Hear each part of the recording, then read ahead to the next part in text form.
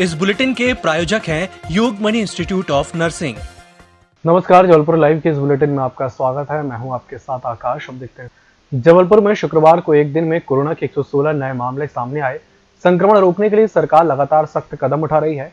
बुधवार से night curfew लगाने के बाद अब 32 घंटे का लॉकडाउन लगाने का निर्णय लिया गया है। शहर में शनिवार रात 10 बजे से सोमवार सुबह 6 बजे तक लॉकडाउन रहेगा।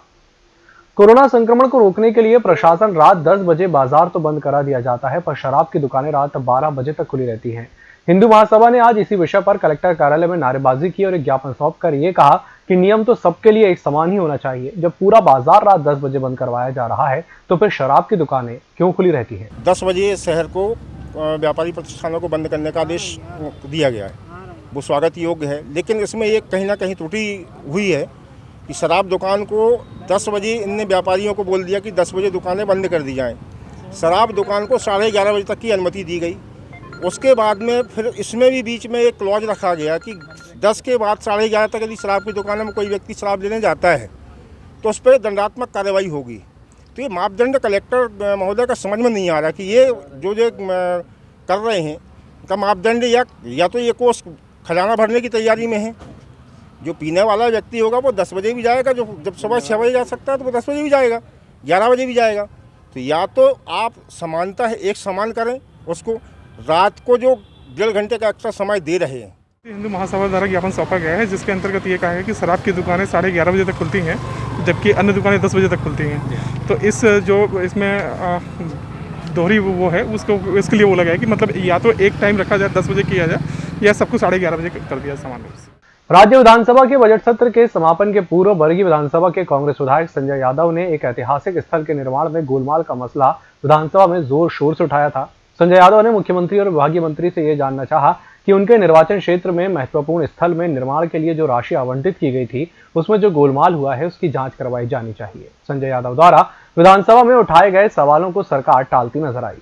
आपके माध्यम से बड़ी महत्वपूर्ण चर्चा करना चाहता हूं कि माननीय कमलनाथ की सरकार ने, पूर्व मंत्री आदरणीय हनी बघेल जी ने अनुसूचित जनजाति योजना 1271 पर्यटन नीति क्रियान्वयन निर्माण के तहत पुराना पानी बड़ादेव मंदिर ग्राम जमुनिया जबलपुर के वर्गीय विधानसभा क्षेत्र के पर्यटन विकास के लिए 1,99,41,00,000 की स्वीकृति दी थी। एक तो 30% काम बिलों में लिया गया, उसके बाद चलते काम से 99 लाख की कटौती कर दी गई। उक्त स्थल बड़ादेव आदिवासियों का आस्था का केंद्र है। अध्यक्ष महोदय, मेरे पास सूची है, सिर्फ पुराना पानी बड़ादेव मंदिर के पास विकसित पर्यटन केंद्र में ही सरकार के पास पैसों की कमी आ गई। क्या सिर्फ एक काम में कटौती कर दी गई? ऐसा प्रतीत होता है आपकी सरकार जनजाति विरोधी सरकार है, विरोधी सरकार है। राज्य की सत्ता से कांग्रेस की सरकार के बेदखल होने का आज 1 साल पूरा हो गया। नगर कांग्रेस के नेताओं ने आज के दिन को काला दिवस के रूप में मनाया। कांग्रेस नेताओं और कार्यकर्ताओं ने संविधान निर्माता डॉक्टर भीमराव अंबेडकर की प्रतिमा पर माल्यार्पण करने के बाद कहा कि पिछले साल आज की तारीख में मध्य प्रदेश में काला दिन लिखा गया था, जबकि प्रदेश में चल रही कांग्रेस की सरकार को कूट रचना के जरिए गिराया गया था।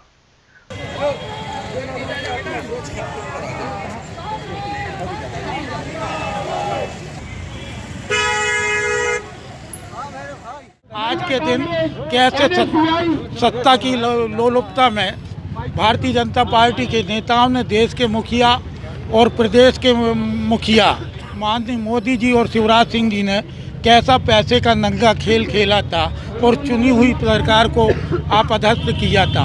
आज बाबा साहेब अम्बेडकर की प्रतिमा से हम उनकी संविधान की प्रस्तावना के साथ इस पदयात्रा में निकले हैं और इस देश को जो आज़ादी और लोकतंत्र दिया था स्वर्गीय राष्ट्रपिता महात्मा गांधी जी ने, उनके चरणों में समर्पित करेंगे।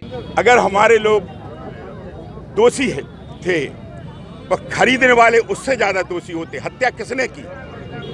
अगर वो नहीं चाहते, एक इतनी बड़ी पार्टी है जो दिल्ली के तख्त पर बैठी है, उसका मन उस पर नहीं भराया और आज मध्य प्रदेश की चुनी हुई सरकार को गिरा दी। प्रजातंत्र में सबसे बड़ा दायित्व होता है जो जितनी ऊंची कुर्सी पर बैठता है उसका उतना ही बड़ा दायित्व होता है। ये दायित्व प्रजातंत्र की रक्षा का दायित्व नरेंद्र मोदी और अमित शाह का भी था, पर उन्होंने ही खरीद फरोख्त की और उन्हीं लोगों को लोभ लालच दिया और उन्हीं को जिताकर मंत्री बना दिया। ये सारी गलती, क्योंकि ऐसा अगर प्रजातंत्र की रक्षा इतने बड़े पदाधिकारी नहीं करेंगे जो देश में प्रजातंत्र की दुहाई देते हैं तो क्या होगा। कोरोना से बचाव के लिए टीकाकरण में अब जनप्रतिनिधियों का दखल बढ़ने लगा है। कैंट विधानसभा क्षेत्र में 3 स्थानों का चिन्हित कर वहां कोरोना का टीका लगाने के इंतजाम किए गए हैं। करजवाड़ा सहित 2 स्थानों पर भाजपा विधायक अशोक रोहाणी की अगुवाई में लोगों को टीका लगवाया जा रहा है। रोहाणी के अनुसार यह कार्य प्रधानमंत्री और मुख्यमंत्री की मंशा के अनुरूप किया जा रहा है। भैया जाओ यार, जाना है तो हम लोग चले जाएं।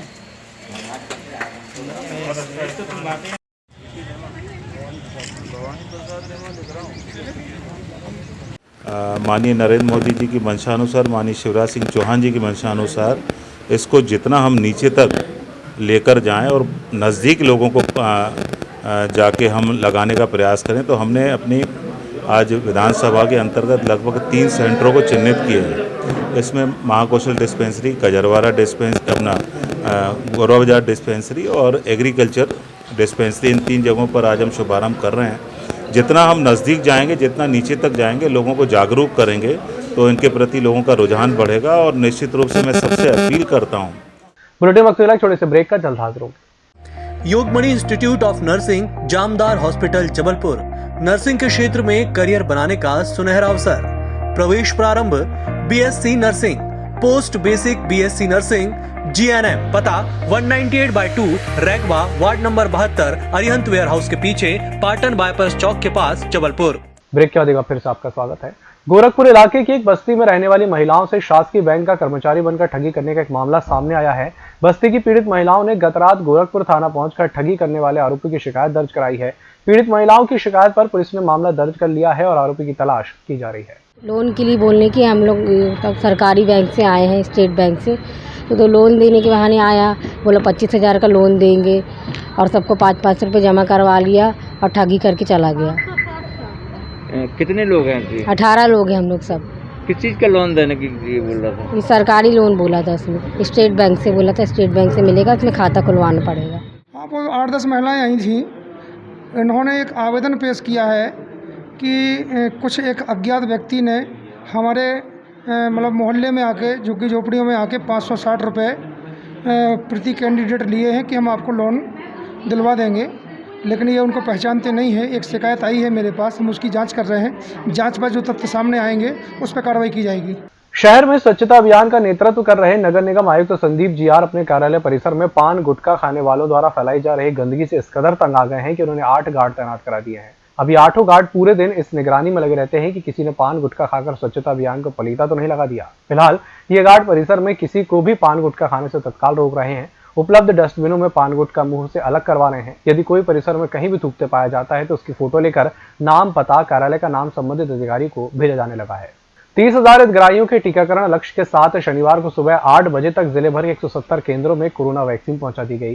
केंद्र संचालक और प्रभारियों को निर्देश दिया गया कि ज्यादा से ज्यादा हितग्राहियों का टीकाकरण सुनिश्चित करें। जिला टीकाकरण अधिकारी डॉक्टर एस दहिया ने बताया कि कोरोना महामारी के बढ़ते खतरे के चलते टीकाकरण पर जोर दिया जा रहा है।